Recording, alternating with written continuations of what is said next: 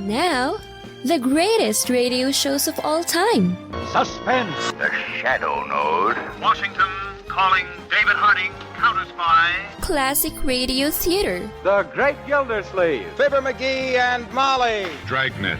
Gunsmoke. The Lone Ranger. Now, step back into a time machine with your host, Wyatt Cox. Good evening, friends of the Inner Sanctum. Don-McLaughlin and mandel-Kramer in an action-filled episode of the espionage thriller Counterspy from 71 years ago, January 14th, 1951, in the case of the captured contact. And we thank you for tuning in on this Friday edition of Classic Radio Theater, 14th day of January. We have 352 days remaining in the year. U.S. ratified a peace treaty with Great Britain on this date in 1784, ending the American Revolutionary War.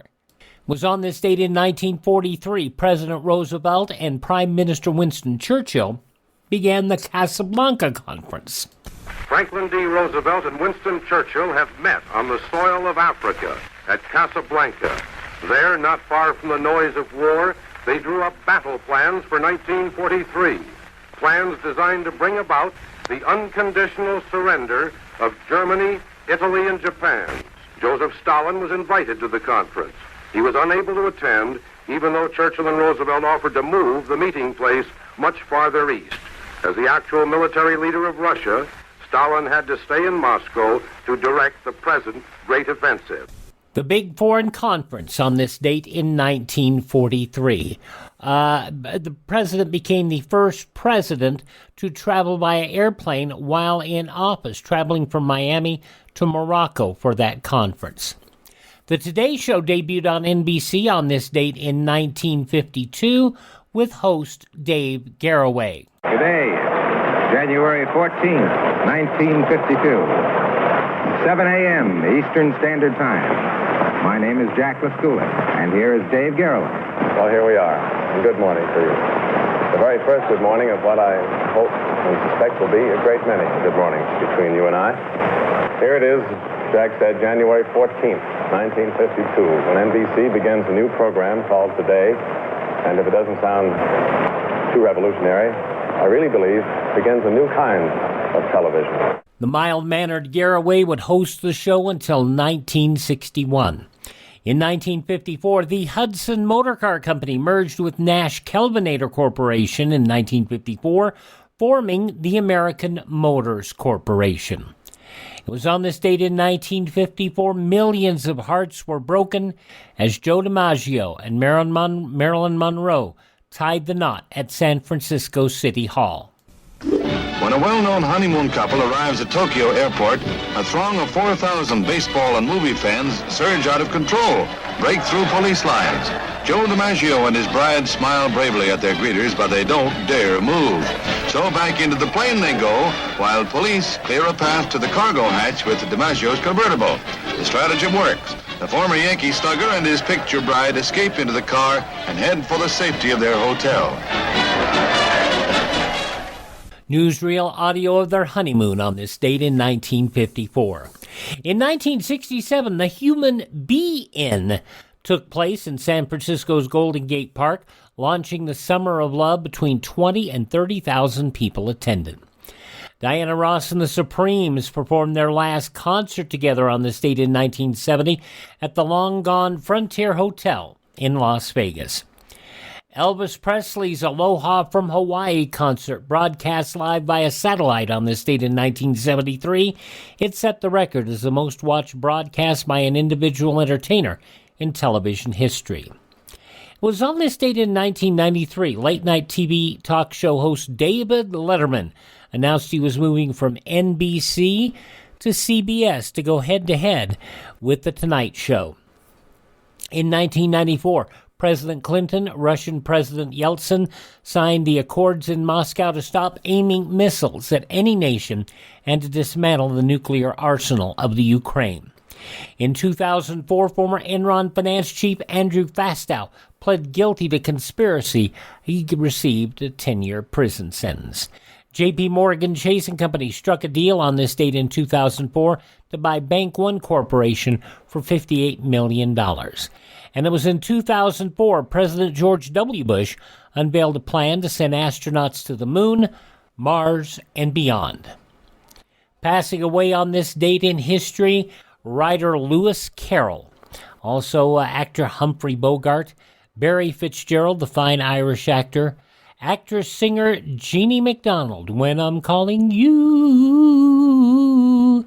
Yeah, fast food entrepreneur Ray Kroc, Donna Reed, who, we know many times from her Donna Reed show.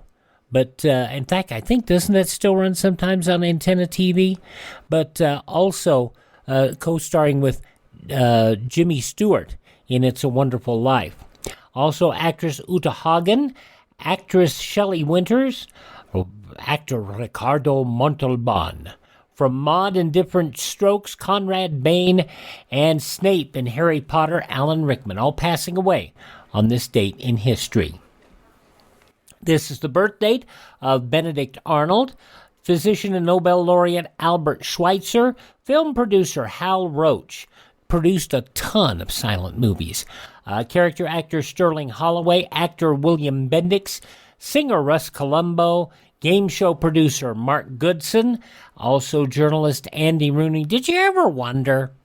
Also from Zorro and Lost in Space, Guy Williams, R&B singer Alan Toussaint, and civil rights activist Julian Bond, all born on this date in history. Drag racing legend Big Daddy Don Garlits turns 90 today. Singer Jack Jones is 84.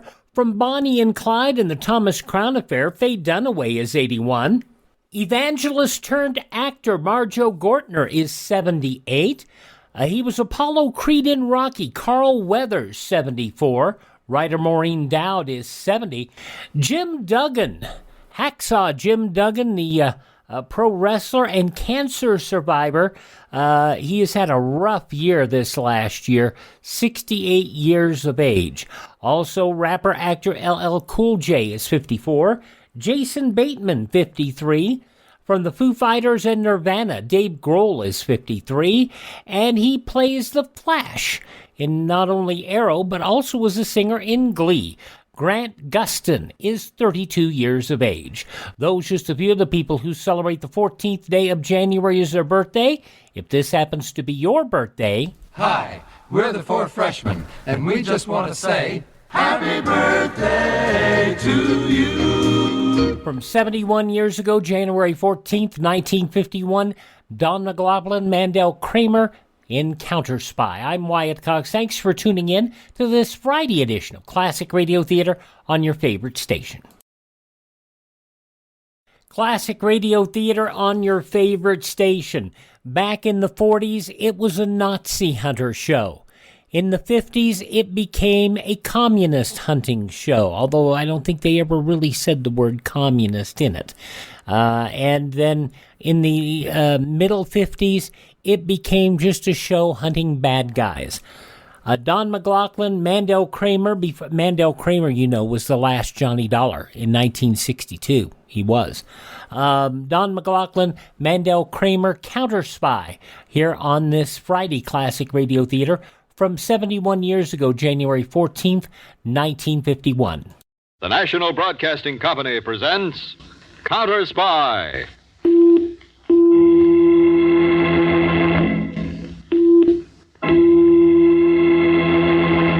Washington calling David Harding, Counterspy. Washington calling David Harding, Counterspy. Harding, Counterspy, calling Washington.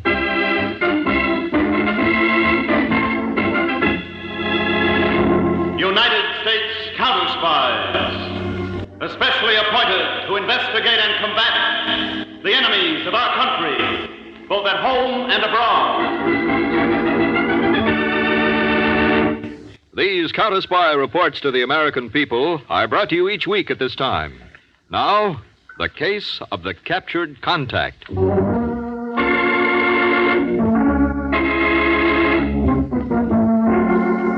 Hello, Mr. Harding. Mr. David Harding? No, this is Mr. Harding's assistant, Harry Peters. I am calling from Baltimore. I must speak to Mr. Harding in person. Did he not receive my letter? Who is this, please?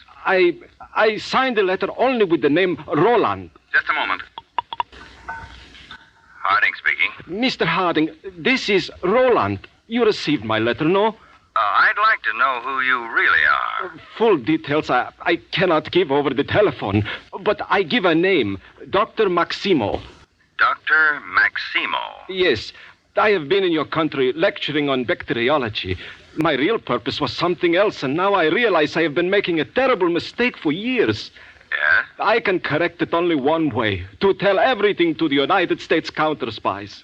Well, you're only 45 minutes by train from Washington. Oh, no, I dare not move from this hotel room. My life. What hotel? The Gainsborough, room 819. Huh? I beg you to come, Mr. Harding. What I must tell you is of the first importance. Well, I'll see about it, Dr. Maximo. Goodbye. Mr. Harding...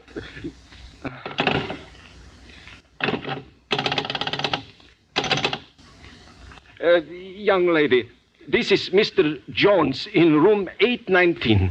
You have I believe it is called a house detective. Mr. Blaine is his name. I believe my life is in danger.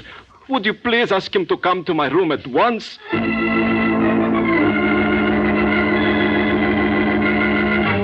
I say to you, comrades of this International Congress for Peace, our chief enemy in the world is America. Its ruling circles are composed of nothing but warmongers, imperialists, slaves of Wall Street, and enemies of the peace-loving democratic nations of the world. Oh, that's the end of the record, I guess, Chief. Be glad, Chief. What's the date on that? July 12th, 3 years ago. Made by our Paris attaché during one of those fake peace congresses held by Iron Curtain followers in Paris. Well, I'll play a bit of our phone conversation with Dr. Maximo tonight. Yep. Hello? Mr. Harding? Mr. David Harding? No, this is Mr. Harding's assistant, Harry Peters. I am calling from Baltimore. I must speak to Mr. Harding in person. Did he not receive my letter? The same, boy. Who is this, please? I signed the letter only with the name Roland. Yes, that's the same man. Don't you think so, Peter? Sure, it's the same fellow. Well, here's our file jacket on him. Roland Maximo, graduate of the University of Catania in 1911 at the age of 22. Makes him 62 now. Yeah. Became full professor of medicine specializing in bacteriology in 1919. Right after the First World War. Secretly joined the International Revolutionary Movement the following year. And that's the man who's been in this country for months, lecturing from coast to coast. On bacteriology. Routine reports on his lectures here, Chief. They say he'd end every lecture with a plea against bacteriological warfare. In the same breath, accusing us of planning to use it. I'm amazed he got away with it, Dave. Well, this was all before the Cold War turned hot. Well, Peters, if this man is ready, as he says, to turn against his masters in Catania, we'd better go see him. Oh, we can still easily make Baltimore by midnight, Chief. Well, I had the Baltimore field office send over a man meanwhile. But let's hop.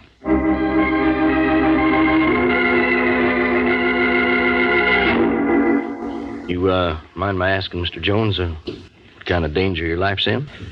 I have been threatened.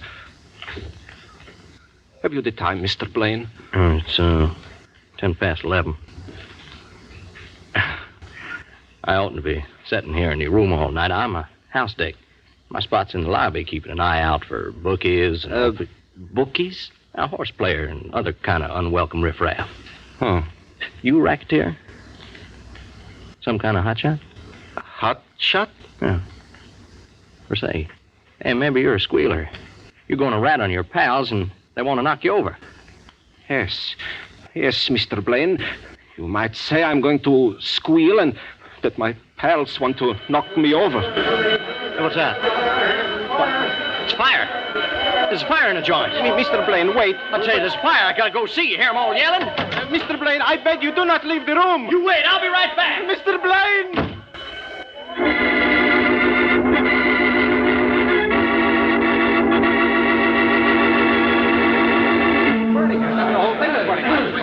Hello, Ellery. What are you doing in the lobby? I wanted you up in room 819 with Dr. Maximo. When I got here, Mr. Harding, the whole hotel was in an uproar. They said fire, and the fire chief wouldn't let me in, Counterspy or not. Fire, Ellery? 8th floor. Just now they found out it was a false alarm. False alarm. Come on, room 819.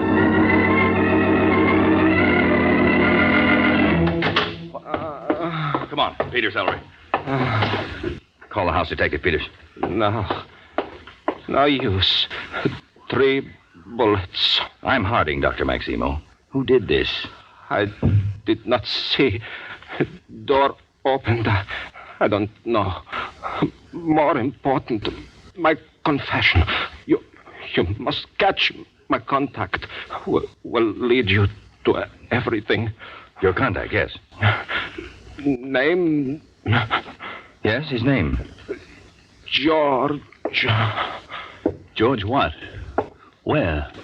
Never told last name. Only George. Small man. Yes, small man, but what city? Where? Left eye. Left eye? What about it? Left eye. They've silenced him for good, Mr. Harding. Yes. And we've got to find a man called George with something unusual about his left eye. One man among 150 million people.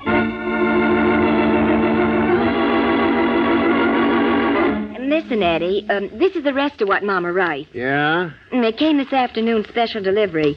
Next week, your father has to be in Buffalo for a meeting of his fraternal organization. And if we could drive through Columbus, we could spend the weekend with you and Edward. The weekend? Well, I can stand it if they can, baby. Your old man's a pretty good kegler. Kegler? Bowler, fancy word. Oh. What kind of a day at the shop? Blueprints, as usual. What's for supper? I almost forgot. You going to be on the road again next week? No, hon, but I've been talking with Sam about a good chance for a blueprint shop over in Cobbsville. Going to be a big industrial town. I thought we ought to open up there, get in on the ground floor. Cobbsville? Gee, we don't know anybody there. Well, not definite yet, anyway. And anyway, what's for supper? Salisbury steak. You mean hamburger. Oh, maybe that's Claire Siegel. I saw her at the market. She said maybe she and Herbert... I'll brush her off. Only do it nicely, Eddie. Hello? Hello, George. Oh, yeah. This is Arthur. Oh, hiya. I have just had some good news from Baltimore. Yeah? You won't have to move to Cobbsville. You won't have to leave Columbus. You're quite safe here. Oh, fine. I shall be in touch with you soon for further assignments. Okay, Arthur. Don't use my name. Goodbye, George. Yeah. So long. That wasn't Claire Siegel, was it, Ed?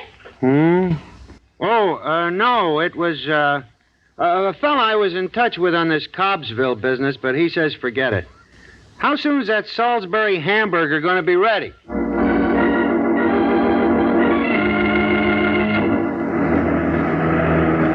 There are the lights of Washington, Chief. Well, it's obvious, Peters. Dr. Maximo's ex-comrades found out he intended to talk to us and pulled that fake fire alarm as a cover for liquidating him. Now, the next most important man to get is this George. With the strange left eye. How do we find George? Well, as Dr. Maximo traveled around lecturing, posing as a friendly scientist, he must have been reporting on the progress of American research in bacteriological warfare. Then George must have been a contact who met him from time to time on his travels. Yeah, that's it. The moment we get back to Washington tonight, we'll lay out on a map the exact itinerary Dr. Maximo followed.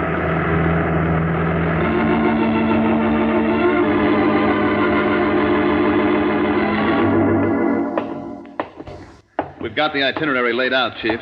Quick work. Get any sleep last night after we got back? About an hour. Lucky you. Here's the map room, Dave. Now, each pin on the map here represents a stopping place. Now, the dates of arrival and departure for each location are on the flags. Landed New York, August 29th. Mm-hmm. And here's the typed-up schedule of the modes of travel that Dr. Maximo used. Itinerary took him coast to coast and back. Stopped in, these 5, 10, 22 places. All either universities or industrial towns with important research labs. We'll see if they can nail this person down. From January 14th, 1951, 71 years ago today, Counterspy on Classic Radio Theater. I'm Wyatt Cox. Thanks for joining us on this Friday. The news from 71 years ago today is next. What does it mean to be an American? Just what are our American values? Working hard to succeed, loving God, country, and family, being honest, strong, and compassionate. Supporting our Constitution and recognizing that we are blessed to be living in America, the greatest country in the world. Our Bill of Rights protects us, our freedoms of worship, speech, and privacy, our right to own firearms, our right to trial by jury, our right to be free, to live our own lives without some bureaucrat telling us what to do. Most countries don't have these rights. Want to know more? It's all there in the book. Get your own free book, The U.S. Constitution and the Declaration of Independence. Then read it again, and this time share it with your friends. Our great Constitution is the basis of all of our freedoms, our inalienable rights. Get your own copy at freeusbook.com. Brought to you by the American Media Council.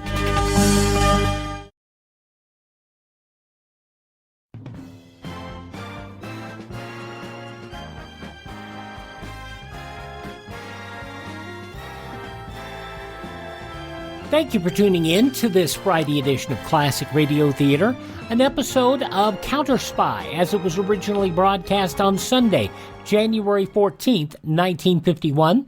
In the newspapers of that Sunday, 71 years ago, these were some of the headlines. The U.S. 2nd Division lost control of Strategic Hill 247 just outside Wonju on the Central Korean front as enemy troops threatened a powerful flanking attack from the southeast.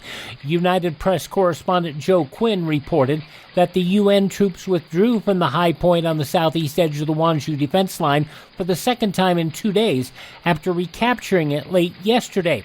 At the same time, mountain-climbing communist infantrymen wheeled about the eastern Allied flank in Central Korea and speared to within 65 miles of the old Pusan beachhead line. Don Whitehead, writing for the Associated Press, says American troops and their UN allies are heading toward a mass evacuation from the Korean cockpit of war.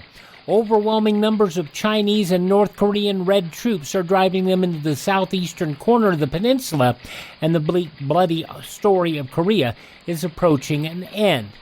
Whitehead saying these are the hard facts of a situation now clouded in censorship. Many military men in Korea and most war correspondents who have followed the Army for the past 5 years look upon an evacuation as inevitable. When Missouri's Harry Truman completes 6 full years as president next April 12th, he will be nearly 67 years old. Although he is still remarkably buoyant, it's nonetheless evidence that age, hard work, and the terrible strain of his office have taken their toll. The public, always deeply interested in the state of the president's health, may tend to forget that Truman, born May 8, 1884, already has outlived the late Franklin D. Roosevelt by more than 3 years, for Roosevelt was only 63 when he died. Health authorities in New York yesterday took safeguards to prevent Europe's severe influenza epidemic from spreading to the United States. Dr. Leonard A. Scheel, U.S. Surgeon General, has pointed out the danger of infection from abroad to returning plane and ship passengers. New York officials said arriving passengers by plane were being subject to intensified health checks. They minimized the possibility of flu arriving by ship. They said the incubation period was 24 to 72 hours, allowing ample time for its discovery at sea. Passengers on air flights from England offered the chief threat because they arrived before the end of the incubation period. For the first time in his married career, Tommy Manville, the asbestos heir, is going to do the divorcing.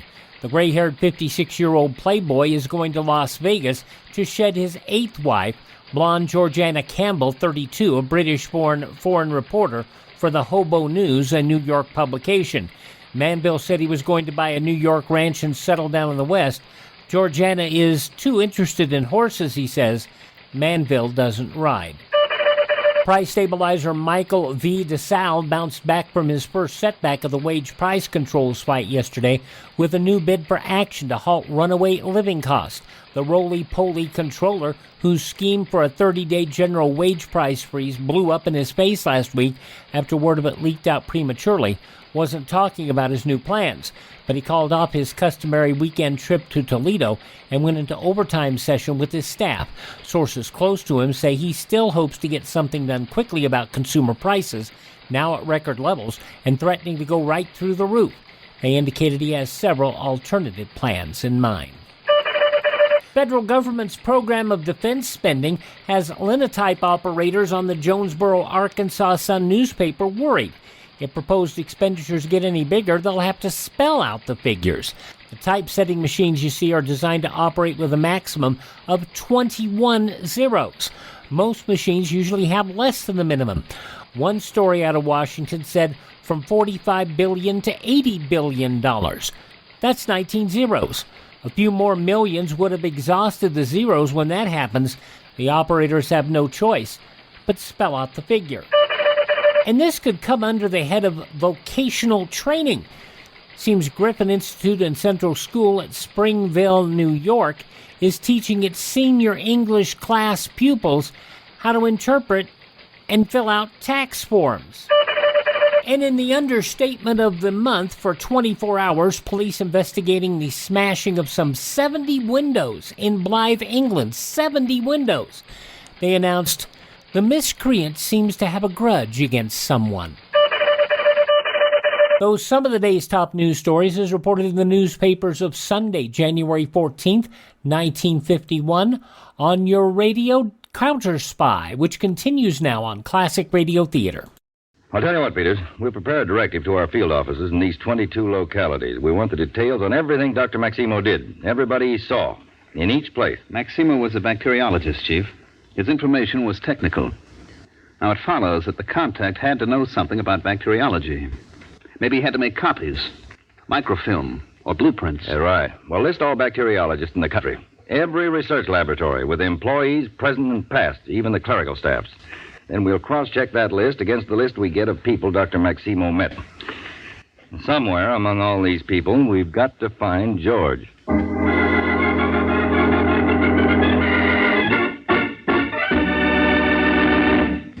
You are listening to the case of the captured contact on Counterspy. Sunday, January 14th, 1951, Counterspy on Classic Radio Theater. On Saturday's Classic Radio Theater, another episode of Mr. President, starring Edward Arnold from 72 years ago, January 15th, 1950. It is entitled A Gift Horse in the Mouth. The stories are arranged so that the president's name is never mentioned. It's a story of a real-life American president, and you have to figure out which president is being discussed. That's tomorrow on Classic Radio Theater on Saturday. Let's wrap up this Friday edition, though, with an episode of Counterspy. This was broadcast 71 years ago, January 14th, 1951.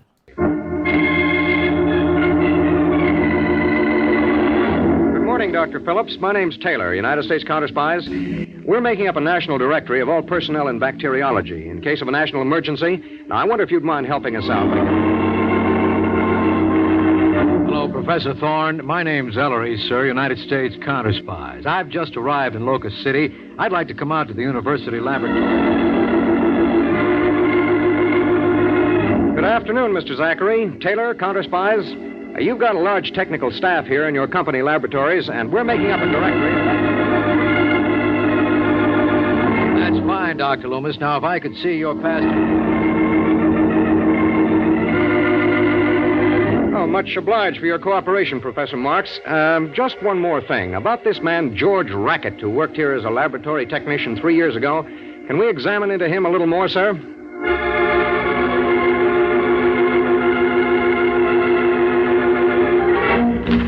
There's the whole list, Mr. Harding. The names only. Well, the facts about them? On a card file out in my office. They're to be punched for automatic sorting. Well, have we got the dope on which of these were actually in the area of Dr. Maximo's trip at the time they made it? Yes, Chief. That's one of the classification symbols. Uh-huh. Now, the cards will be ready for the machines by early tomorrow morning, I'd say. All right, we'll run them off then.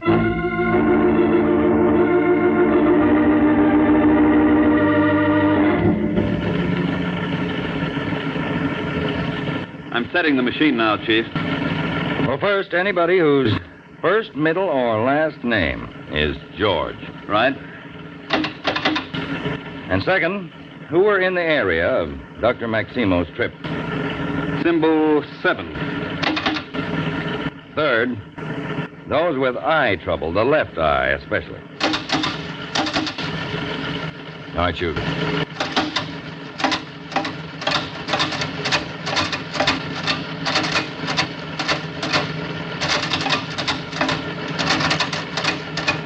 Of course, even at this speed, Chief, it'll take some time.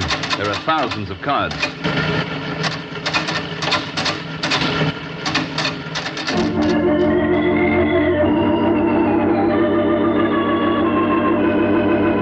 $78 cards called out, Chief. All right, now classify by areas and shoot them out to the agents in charge. But, Peters, the trouble is, George is most likely not a real name at all, but a code name. That's a cheery thought. Morning, madam. My name's Taylor. I'm from the New Orleans City Directory, checking on all inhabitants. I understand you have a tenant here named George Sperry. Works for the University Laboratory. Excuse me, Mrs. T.J. George. I'm from the local civil defense organization. My name's Ellery. We're looking for volunteer aircraft spotters. All very interesting, Chief. Adding up to nothing. Every one of those 78 have clean records? Well, one fellow used to work at a lab in Kansas City. He turned out to be a minor embezzler from Philadelphia. Another man was an escaped convict. 2 others were aliens who entered the country illegally. 11 of them met or heard Dr. Maximo, but not one has a single questionable association. And all of these, named George, who were in that area, had some trouble with the left eye. Well, it kind of washes out there, Dave. Most of these people wear glasses, and most of them, the left eye is weaker than the right. One man's practically blind in his left eye, but he's 71 years old and stone deaf. Well, this eye business bothers me. There's a chief identifying fact that came to Dr. Maximo's mind. Peters, instead of looking for George by name and profession, let's look for him through the eyes. Oh? You mean through oculists, opticians, eye doctors, clinics? Well, if a man's left eye is so noticeable, it's fair to suppose that he consults somebody about it. This job gets bigger and bigger, Chief. Well, incidentally, include the manufacturers of artificial eyes on that checklist. Okay. The eyes have it.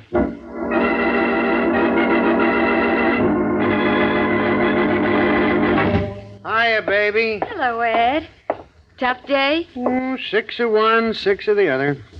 How about a movie tonight, huh? Honey. I'll get it, hon. Okay, do that, Eddie. Yeah, hello? George, Yeah. this is Arthur. Oh, hiya. An important job for you, George. In Washington, D.C. Oh? A meeting. It's very dangerous, but it's necessary. I am leaving here tonight. You get a train tomorrow afternoon. Well, when does the customer expect to see me? Tuesday, but... Tuesday? Well, then what's the point of my going tomorrow? I'll leave Monday. You're supposed to take orders without question, George. Well, you know I've got this trouble with my eye. I've got an appointment with an eye doctor Monday morning. Been trying for weeks to see him. Well, in that case... where'll I find you? You are to go to the Hotel Finlay. Register under your own name. We'll meet after that. That is all. Hotel Finlay. So long. Hon, Washington next for me. Big deal. Good morning. Name's Taylor, Counterspies. I understand you're the leading optician in Kansas City, and Yes, Mr. Strauss, we're checking all oculists in this section. In case of national emergency, any man with medical understanding might... Oh, by the way, have you any patrons with really serious trouble in the left eye?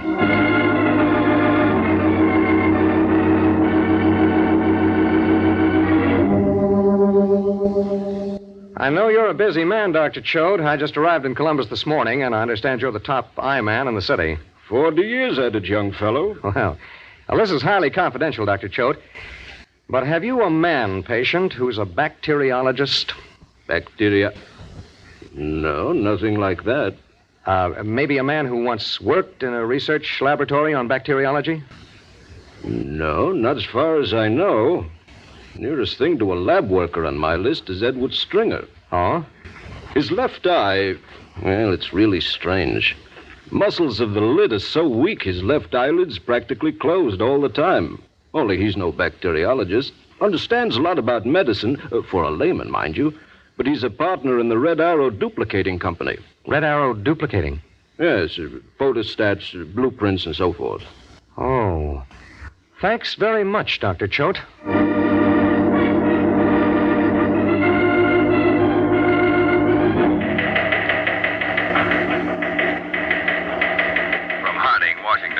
C.S. Taylor on assignment, Columbus. Continue check on Edward Stringer. Peters and I flying to join you.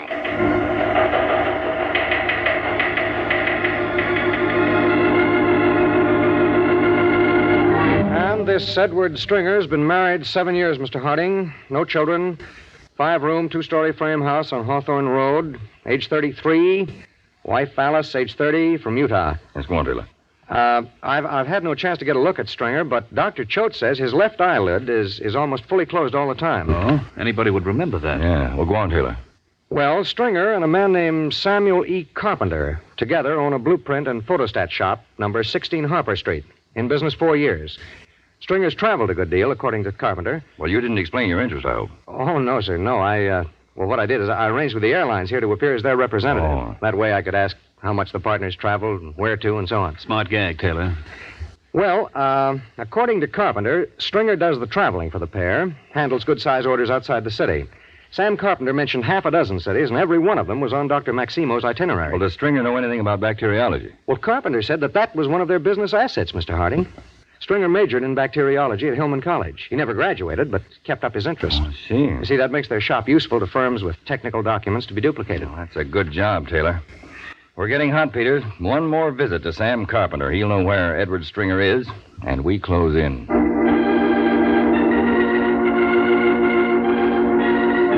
And now there's a new and very important assignment for you, George. Right here in Washington. Well, what'll it be, Arthur? I'm soon to go home. You are to take my place as chief of contacts. Today and tomorrow. As the others arrive in Washington, they will come here to you, in one pose or another. And there is only one matter. Yeah? That eye of yours. It is so easily remembered.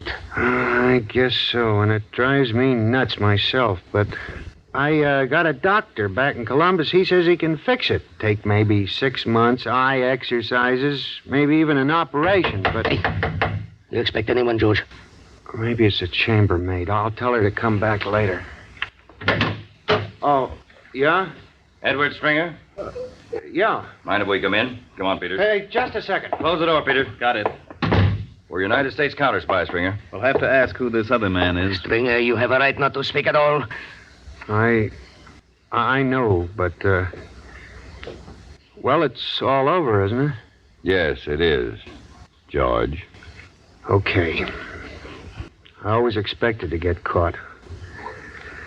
This man has been my boss. He's called Arthur. That's all I know about him. I'll tell you everything else you want to know, all about everybody, even help you catch him. You fool.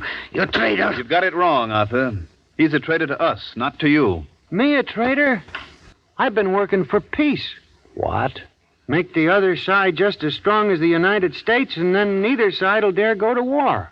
Oh, Stringer, how sick can you get? Got something there, Peters. It's a question whether a man like this belongs in a penitentiary or a hospital for the mentally ill. Anyway, both of you, you're now under arrest by the United States government.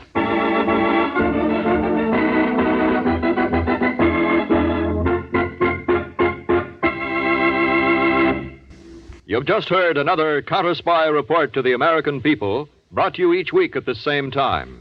Next week's report, the case of the double-crossing defender.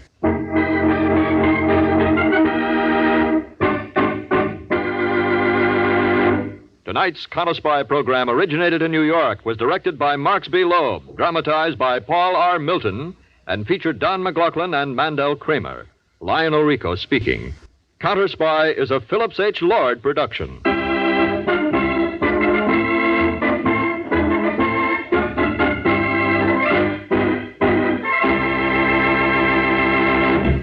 Oh, there you have it. January 14th, 1951, Counterspy on Classic Radio Theater. A well-designed school can be more than a fine building and a place for learning. It can also protect the children, the teachers, and the whole neighborhood, too, if the architect has designed the school to serve as a community fallout shelter as well. Over 13,000 architects and engineers have been trained in fallout shielding techniques. To learn more about building fallout shelter into new schools, contact your local civil defense director. Friends, thank you for tuning in to this Friday edition of Classic Radio Theater here on your favorite station.